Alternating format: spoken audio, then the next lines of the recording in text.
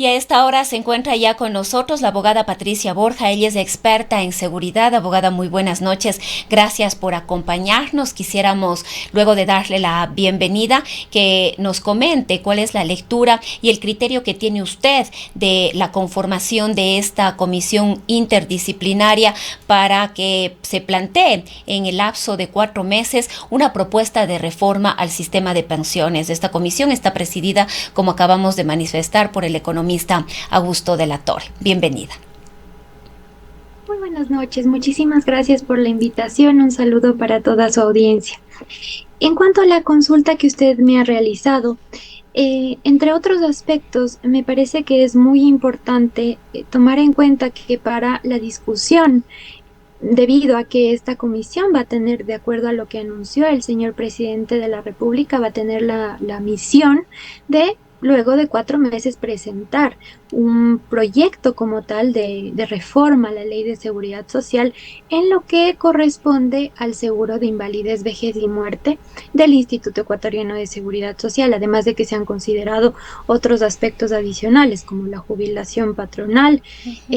también los fondos complementarios previsionales cerrados, de acuerdo con un compromiso que se entendería suscrito por los miembros, por los integrantes de esta comisión, pero realmente está enfocada al tema de pensiones como tal, que justamente se refiere a uno de los fondos administrados por el Instituto Ecuatoriano de Seguridad Social. Pero debido a que se va a plantear o se va a entregar al presidente de la República una propuesta de reforma a la Ley de Seguridad Social, no se puede dejar de lado que la Corte Constitucional, primero, que no ha desconocido que en materia de seguridad social se pueda realizar ajustes, por ejemplo, a los beneficios, a las aportaciones, entre otros aspectos, pero también ha establecido parámetros para evitar afectaciones o vulneraciones al derecho o al ejercicio como tal, mejor dicho, del derecho a la seguridad social. Hay algunas sentencias del 2021, del 2022 inclusive, que han determinado, por ejemplo, y hay también una del 2019 que es muy interesante, y que han determinado que siempre todas estas medidas, estos cambios, deben estar soportados primero en estudios actuariales actualizados y específicos. Y aquí tenemos un primer problema. El estudio actuarial más actualizado del seguro de invalidez, vejez y muerte del IES, al igual que de los otros seguros, tiene corte a diciembre del 2018. El director general del IES, el año anterior, más o menos me parece que fue por septiembre u octubre, señalaba que se ha elaborado un estudio actuarial con corte diciembre del 2020, pero que todavía no ha sido aprobado por actuarios externos y, por tanto, de conformidad con la Ley de Seguridad Social, tampoco ha podido pasar a conocimiento del Consejo Directivo del IES. Entonces, no es un documento que ya haya pasado, se haya sujetado Entonces, a la abogada, normativa vigente. esta afirmación, al no tener estos estudios actualizados, y quizás el que estaría por hacerse público el momento que se apruebe sería del año 2020, es decir, hace tres años ya, le decía, si esta afirmación de que el sistema tiene un problema de insolvencia actuarial, no sabemos si no tenemos un informe actualizado. O sea, ¿cuán real es esta afirmación de Augusto de la Torre? Realmente sobre este tema, como le menciono, no hay información actualizada, entonces es muy difícil realmente iniciar, o va a ser, entendería, partiendo de lo que ha establecido la Corte Constitucional en estas sentencias que le menciono, muy difícil llegar a establecer inclusive una propuesta conforme a los parámetros establecidos por parte de la Corte Constitucional, porque el tema del estudio actuarial es tan solo uno de esos parámetros, porque el estudio actuarial es el lineamiento, la suerte de cimientos como tal para la discusión y para la toma de medidas, porque se analizan varios escenarios en un estudio actuarial. Pero además ha establecido la Corte Constitucional que esto debe estar sujeto a que se precautele la sostenibilidad del fondo y, claro, el derecho y el acceso como tal a las prestaciones, pero además se ha establecido que estas medidas o estos ajustes deben sujetarse a las condiciones previstas por parte de la Observación General 19 del Comité de Derechos Económicos, Sociales y Culturales, que implica que deben ser razonables, proporcionadas y transparentes. Se ha mencionado en este último caso de la transparencia que esta comisión va a tener la función de dialogar y discutir sobre esta temática con todos los sectores, pero en el caso de que las condiciones deben ser razonables y proporcionadas, se requiere información actualizada y de calidad para evitar que haya, no sé, podría mencionarle como tal una serie de confusiones en la población y sobre todo porque es una materia tan delicada y tan técnica que justamente por eso es que se requiere de información actualizada y específica conforme estos parámetros. Entonces sí me parece bastante complejo, bastante delicado que a pesar de que no hay información actualizada se pueda llegar a plantear una propuesta de reforma. Escuchaba hace la semana anterior exactamente a la representante de los empleadores en una entrevista en Teleamazonas y señalaba que están preparando en la Dirección Actuarial de Investigación y Estadística del IES un estudio actuarial más actualizado en relación o sobre todo tomando en cuenta lo último que habría, pero no de forma muy oficial, que tiene corte a diciembre del 2020, pero no es algo que ya esté elaborado como tal. Entonces sí, insisto muchísimo en que es bastante delicado que se pueda establecer una serie de discusiones y una serie de conversaciones sobre esta problemática cuando no hay información actualizada. Ahora, partiendo además de que no existe información actualizada, ¿cuán posible es, por ejemplo, que se pueda avanzar en caso de que esta propuesta llegue ya a manos del presidente de la República, del Gobierno Nacional, de que se pueda avanzar en una separación de las acciones que cumple en este momento el Instituto Ecuatoriano de Seguridad Social? Hemos escuchado a Augusto Latorre y él dice que es absolutamente necesario y pertinente que el sistema de pensiones, de este sistema de jubilación que tiene el instituto esté separado del tema de salud, es decir, que sean dos instancias sobre las cuales se pueda trabajar. Esto es posible y sobre todo es realmente pertinente y necesario. Sobre este particular, primero lo que le debo mencionar es que la Constitución, porque este es el marco normativo al que hay que sujetarse, salvo que se realice algún cambio a la Constitución y de acuerdo a los procedimientos previstos por la propia Constitución. Pero en términos generales, primero la Constitución dispone que el IES es el responsable de la prestación de las contingencias del Seguro Universal Obligatorio para sus afiliados. Algunas de estas contingencias que de igual manera están descritas enumeradas, mejor dicho, por la Constitución, son las de salud, las de pensiones, de riesgos del trabajo, de desempleo, de cesantía, entre otras contingencias o riesgos sociales, como también son denominados. Y además, la Ley de Seguridad Social ha establecido desde el año 2001 que uno de los principios de organización del IES es la división de los seguros. Entonces, el seguro de salud individual y familiar, el seguro de invalidez, vejez y muerte, al igual que los otros seguros administrados por el IES, son independientes. Cada uno cuenta con su propio director, con sus propios estados financieros, con sus propios, o al menos de acuerdo con la normativa, con sus propios estudios actuariales, y entre otros aspectos. Por tanto, su administración es independiente. Habría que más bien analizar qué de esto no ha funcionado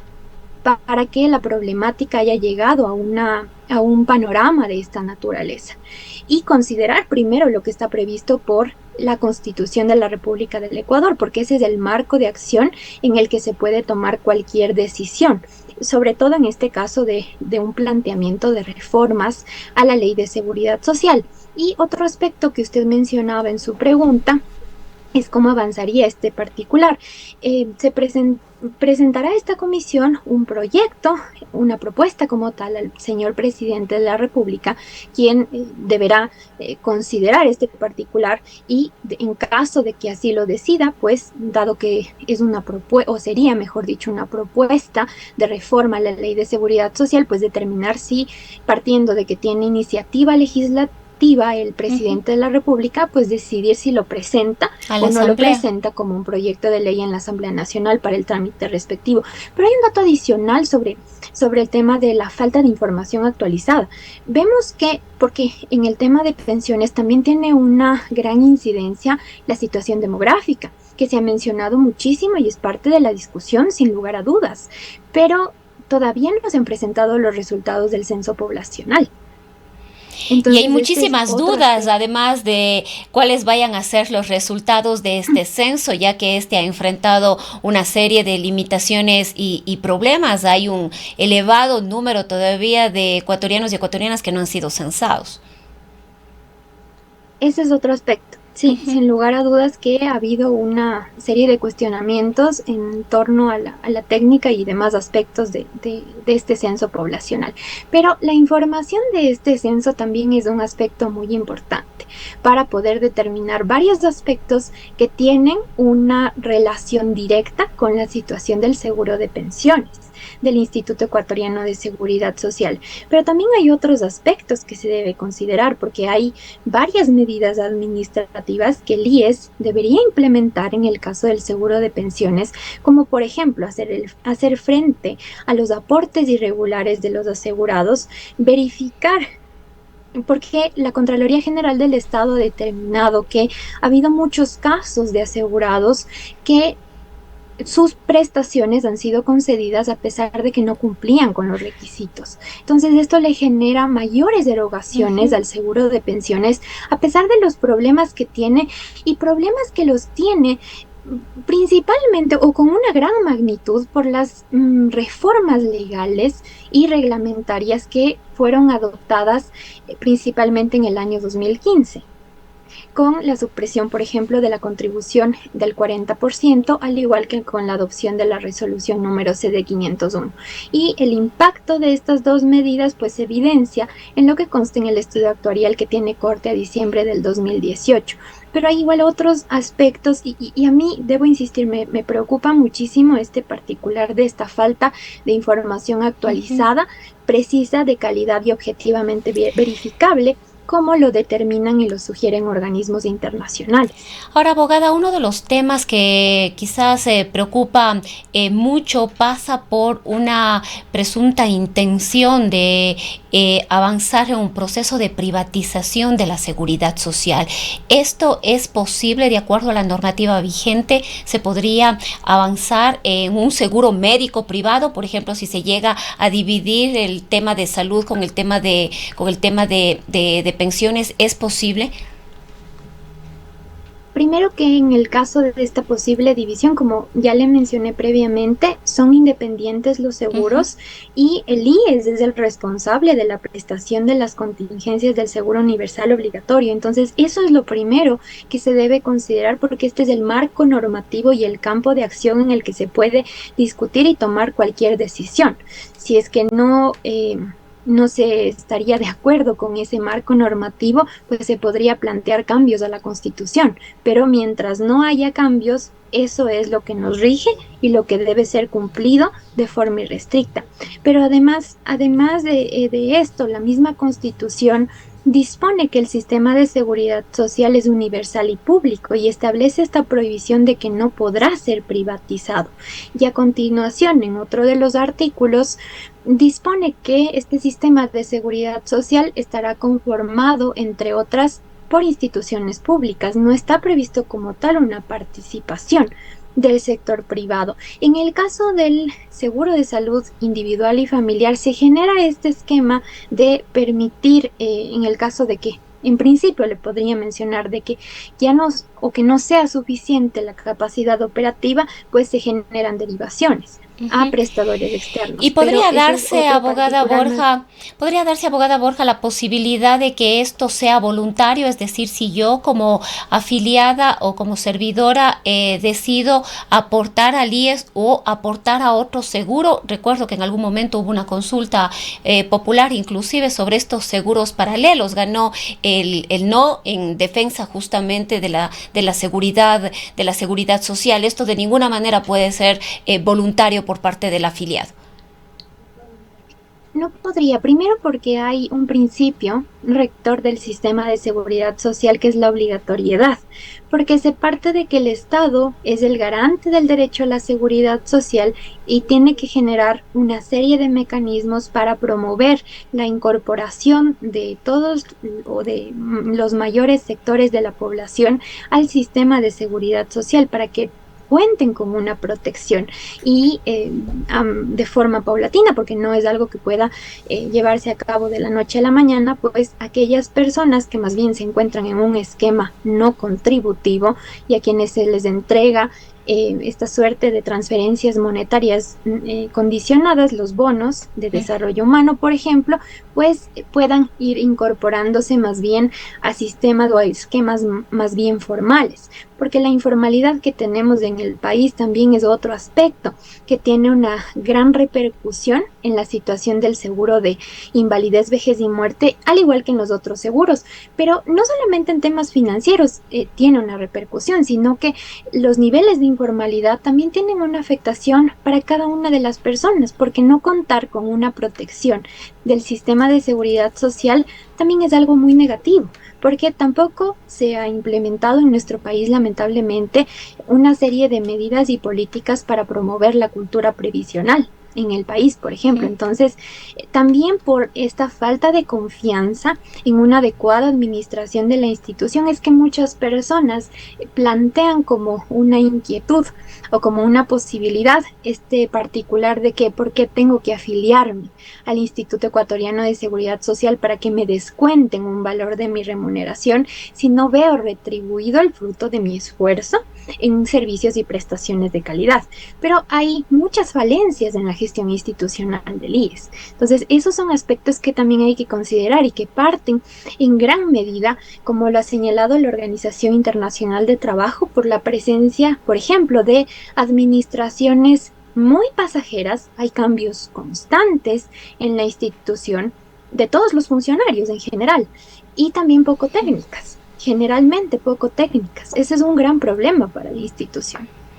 Otro de los temas que está en debate y no de ahora, pero quizás ahora se ha intensificado, aunque no se ha dicho claramente, es el incremento de la edad para jubilarse, mientras en el mundo lo que se busca es que la gente pueda jubilarse a una menor edad. Aquí lo que se estaría aspirando desde ciertos sectores como propuesta se ha planteado es de incrementar la edad para la jubilación, pero además también cambiar la fórmula del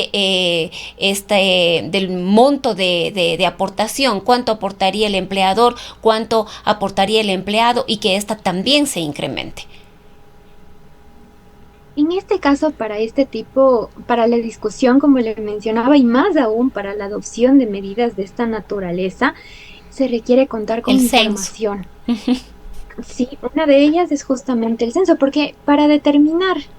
todo lo relacionado con la edad de jubilación, se debe conocer la esperanza de vida de la población, además de la tasa de natalidad, para verificar cómo van evolucionando, cómo han ido evolucionando a lo largo del tiempo todos estos aspectos. Y pues no hay información actualizada también sobre este particular. Se depende muchísimo también de la información que surja de este censo poblacional, pero además de eso no hay tampoco el estudio actuarial más actualizado del seguro de invalidez, vejez y muerte del IES. Entonces son dos desafíos muy importantes y que no se puede realmente prescindir de estos aspectos, salvo realmente que o mejor dicho, no se podría prescindir de estos insumos técnicos, porque se podría generar una serie de afectaciones y no manejar de la manera más adecuada la discusión de esta problemática también puede generar reacciones muy negativas. Vemos, por ejemplo, lo que está pasando en este mismo momento en Francia, que se está planteando también este particular de generar un incremento a la edad de jubilación, pasar de 62 a 64 años. Y vemos el nivel de polarización, el nivel de oposición que está generando en la población francesa esta medida, ¿no? O la discusión, mejor dicho, de esta posibilidad. Por eso es que es importante que haya información actualizada y que se analice una serie de parámetros para que todas las medidas, como le mencioné previamente, sean sujetas a condiciones razonables, proporcionadas y transparentes, porque la transparencia es uno de los criterios de funcionamiento del sistema de seguridad social. Y sí me parece muy importante considerar que, por ejemplo, algunos de los argumentos por los cuales en el año 2018 la Corte Constitucional decidió declarar la inconstitucionalidad del artículo 68.1 de la Ley Orgánica para la Justicia Laboral y Reconocimiento del Trabajo en el Hogar, que justamente realmente en la práctica suprimió esta obligación del Estado de contribuir con el 40%, fue que no contó con los insumos técnicos. Bueno, a eso no le dieron mucho énfasis en la Corte Constitucional, pero sí fue un aspecto. Pero lo que más impacto generó es que no fue una medida discutida por todos los sectores y no se generó o realmente no se establecieron las condiciones para analizar las medidas menos lesivas previo a adoptar una decisión de esta naturaleza. Entonces creo que sí es importante también revisar todos estos insumos para evitar incurrir en escenarios similares o iguales que puedan generar niveles de oposición en la población, porque también hay que analizar la realidad socioeconómica del país. Es una dinámica o una situación multidisciplinaria que debe ser analizada en su conjunto para evitar generar discusiones u oposiciones, mejor dicho, que ya en este mismo momento ya se está evidenciando aquí mismo en el país. Bien, queremos agradecerle, abogada Borja, por haberse dado este tiempito y sobre todo haber compartido su experticia en cuanto a este tema. Ha sido la abogada Patricia Borja, experta en seguridad social. Muchísimas gracias. Muchísimas gracias a usted por la invitación y por generar este tipo de espacios para la discusión y un poquito de mayor conocimiento sobre esta situación. Muchas gracias. Muchísimas gracias. Son las 19 horas.